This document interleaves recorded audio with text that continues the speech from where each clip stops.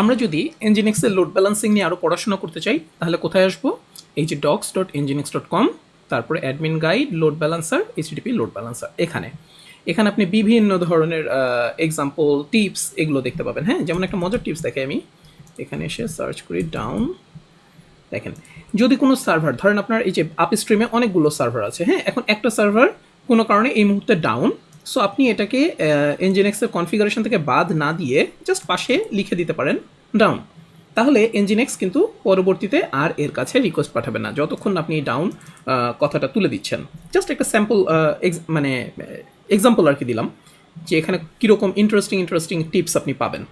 So এই ডকুমেন্টটা দেখবেন, অবশ্যই দেখবেন। এখানে বিভিন্নভাবে রাউন্ড রবিনের পাশাপাশি আরও কীভাবে এই যে লিস্ট কানেকশান, তারপর আইপি হ্যাশ, সেশন পারসিস্ট করা, এইসব জিনিসপত্রের উপরে কুইকলি এক্সাম্পল পাবেন এবং এক্সাম্পলগুলো মানে সহজবোধ্য। হ্যাঁ, আপনি অলরেডি এই 3টা এপিসোড দেখে যেই বেসিক কনসেপ্টটা বুঝে গেছেন, এরপরে এইটা বোঝা আপনার জন্য কোনো ইস্যু না। Alright, take care.